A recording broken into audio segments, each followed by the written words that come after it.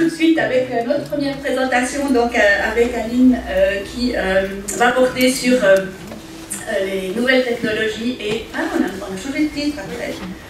Voilà, on a changé de titre. On a mis autisme et outils numériques point de situation. Et du coup, on a fait exprès pour un petit peu introduire cette discussion. En fait, on fait quoi? Pourquoi on parle de nouvelles technologies? Pourquoi on parle de numérique? Pourquoi on parle de TIC, mythique, TIC, bref, nous, ce sera juste pratique.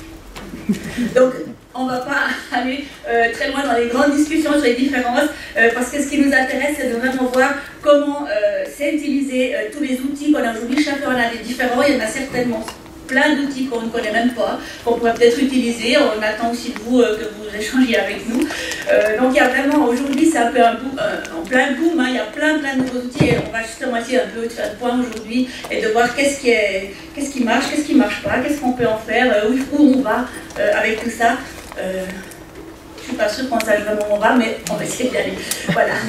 Donc, pour ce qui est de notre présentation, on va juste, je vais dire quelques mots sur l'autisme pour démarrer, et puis juste pour avoir un petit cadre commun aujourd'hui, on ne va pas parler de ça en long large, vous êtes censés certainement tous connaître le spectre de l'autisme, et quelques éléments justement sur qu'est-ce que les outils numériques peuvent nous permettre vis-à-vis de ça, et ensuite on va parler d'une enquête qui a été faite à travers toute l'Europe sur les usages qui ont été faits. Là, ce sera Aline qui prendra la parole.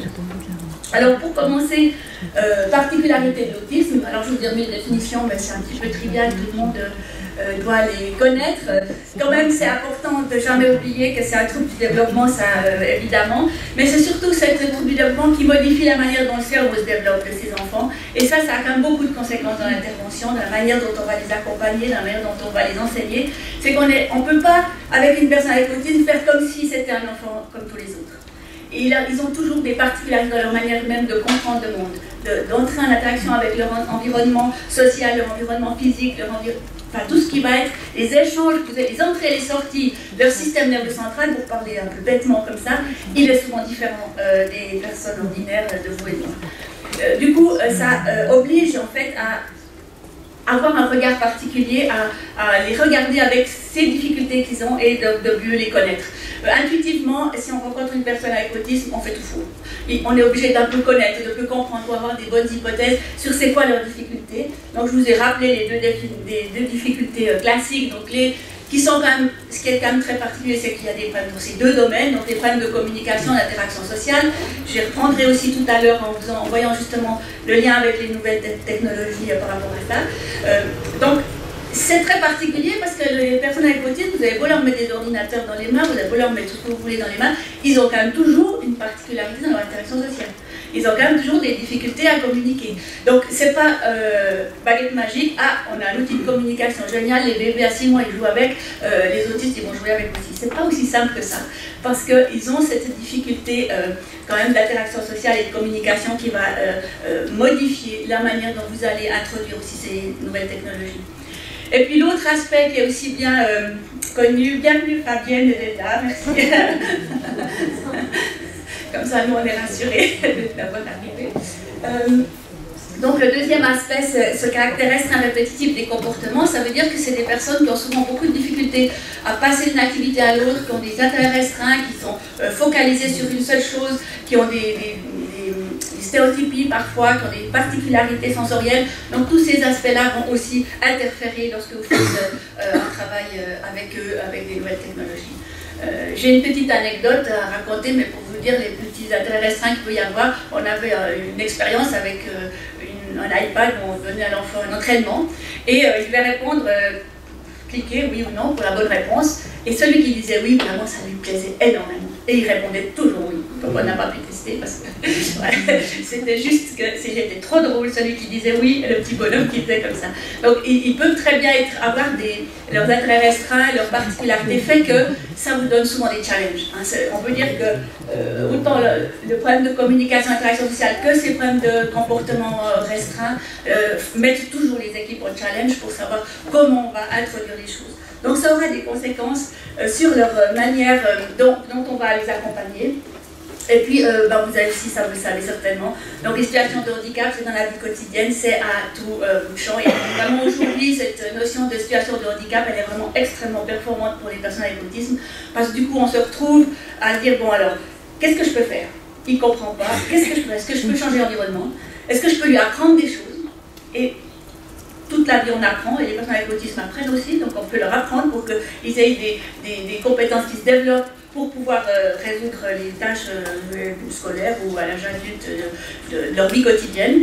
Et puis il y a aussi vraiment, ce qui est intéressant, c'est de valoriser les points forts, et dans l'autisme, ça c'est aussi une chose qu'il ne faut jamais oublier, c'est qu'ils ont souvent des profils de compétences qui ne sont pas du tout homogènes. Ils ont des pics d'habileté, et puis alors est-ce que c'est des creux ou des vallées de difficultés, mais en tout cas ils ont toujours ces profils-là très particuliers, et lorsqu'on intervient avec eux et avec les nouvelles technologies, ça va être quand même un point central, et ben on va pouvoir utiliser leurs points forts, et c'est un petit peu un stéréotype, mais enfin il y a plein de personnes avec autisme qui sont super bons en informatique. Alors qu'est-ce que ça va faire par rapport à tout ça? En quoi ça va peut-être pouvoir les amener plus facilement à apprendre des choses avec les nouvelles technologies? C'est vraiment ces différents aspects qui sont au centre des interventions. Alors pourquoi le numérique il pourrait être bien pour les personnes avec autisme? J'ai juste soulevé quelques points, mais mes collègues cet après-midi vont développer ça beaucoup mieux. Tout ce qui est problème de communication, vous avez, ça c'est le truc peut-être le plus évident, à une personne qui n'a pas de communication, les tablettes ça offre des moyens de communication alternatifs tout à fait intéressants. On a mis Proloco2Go par exemple, mais il y en a plein d'autres. Vous aurez après une présentation aussi d'autres outils pour communiquer. C'est vraiment quelque chose d'intéressant. Petite remarque tout de suite, si vous utilisez un iPad pour faire de la communication alternative, vous ne l'utilisez que pour ça. Vous ne jouez pas en même temps avec l'iPad, vous faites 36 000 autres trucs, parce que quand on a besoin de communication alternative, on a besoin tout le temps, donc on ne peut pas faire autre chose en même temps avec l'outil de communication. Fermez la parenthèse. La compréhension d'autrui, ça c'est aussi, il existe maintenant beaucoup de logiciels qui aident à comprendre justement mieux les interactions sociales, leur permettre de découvrir les situations sociales, à mieux les comprendre, que ce soit pour comprendre autrui, faire des scénarios sociaux, que ce soit pour comprendre les émotions. Là, vous aurez aussi cet après-midi des présentations de ces outils-là qui sont utilisés avec les personnes avec autisme. Il y en a juste des quantités industrielles de logiciels qui ont été créés pour ça, mais là, on verra ça tout à l'heure. Mais c'est vraiment des domaines où il y a beaucoup de développement qui sont indiqués pour eux, qui touchent vraiment leurs difficultés d'interaction sociale. Et puis le dernier point que j'ai soulevé, mais peut-être mes collègues en donneront d'autres encore dans l'après-midi, c'est tout ce qui concerne l'organisation. Vous savez que les personnes avec autisme ont beaucoup de difficultés souvent à s'organiser, à planifier leurs activités, à enchaîner des actions. Et là, il y a plein de logiciels maintenant qui existent aussi, qui sont alors vraiment pour les autres personnes avec autisme, pour planifier des déplacements, pour planifier des activités, etc.